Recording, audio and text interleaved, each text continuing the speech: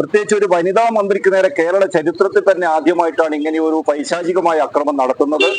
നമസ്കാരം. KSUവിന്റെ അക്രമവുമായി ബന്ധപ്പെട്ട് മന്ത്രി വീണ ജോർജ് ഹോസ്പിറ്റലൈസ് ആയുണ്ടോ? തിരുവനന്തപുരത്ത് ഇവരുടെ വസതിക്ക് മുമ്പിൽ റീത്ത് വെച്ചതുമായിട്ട് ഈ സംഭവം എന്തെങ്കിലും ബന്ധമുണ്ടോ എന്നുള്ളതാണ് ചോദ്യം.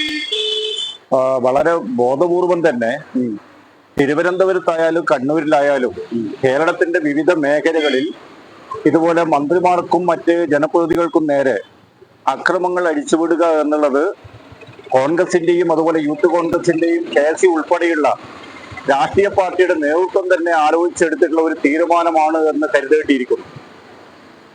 മന്ത്രി വീണ ജോർജിന് ഒരു ബന്ധവുമില്ലാത്ത വിഷയത്തെ അടിസ്ഥാനപ്പെടുത്തിക്കൊണ്ടാണ് അവരുടെ ഔദ്യോഗിക വസതി ആക്രമിക്കുകയും അവിടെ റീത്ത് വെക്കുകയും ചെയ്തിട്ടുള്ളത്.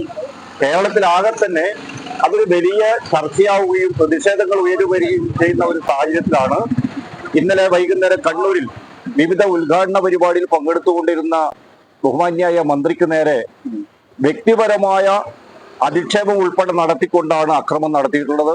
പോലീസ് വലയം ഭേദിച്ചുകൊണ്ടാണ്, കയ്യിൽ കരുതിയ ആയുധം ഉപയോഗിച്ചുകൊണ്ടാണ് അദ്ദേഹത്തെ ആക്രമിച്ചിട്ടുള്ളത്.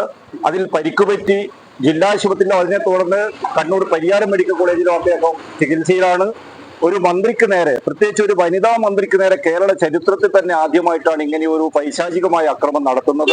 അത് പ്രതിഷേധിക്കാനായിരിക്കും അവകാശമുണ്ട്. പക്ഷെ ഇങ്ങനെ ഒരു കടന്നാക്രമണം നടത്തി കേരളത്തിലാകമാനം തന്നെ അക്രമങ്ങൾ അഴിച്ചുവിടുന്നതിന് വേണ്ടി ബോധപൂർവം അതിന്റെ നേതൃത്വത്തിന്റെ അറിവോടുകൂടിയാണ് ഇത്തരം അക്രമങ്ങൾ നടത്തുന്നത് എന്ന് ഈ കേരളത്തിലെ ജനങ്ങൾ തിരിച്ചറിയുകയാണ്. ശക്തമായ പ്രതിഷേധമാണ് കേരളത്തിലാകമാനം തന്നെ ഈ വിഷയത്തെ അടിസ്ഥാനപ്പെടുത്തി ഉയർന്നു വന്നിട്ടുള്ളത് എന്ന് കാണുന്നതിന് വേണ്ടി കഴിയും. അതോടൊപ്പം തന്നെ VD സതീശൻ പറഞ്ഞിട്ടുണ്ട് KSUക്കാർ മന്ത്രിയുടെ അടുത്തെങ്ങും ഉണ്ടായിട്ടില്ല എന്ന്. അത് ചാനലുകളായാലും അതുപോലെ വാർത്താ മാധ്യമങ്ങളിലെല്ലാം വന്നിട്ടുള്ള ചിത്രങ്ങൾ പരിശോധിച്ചാൽ അദ്ദേഹത്തിന് മനസ്സിലാവും.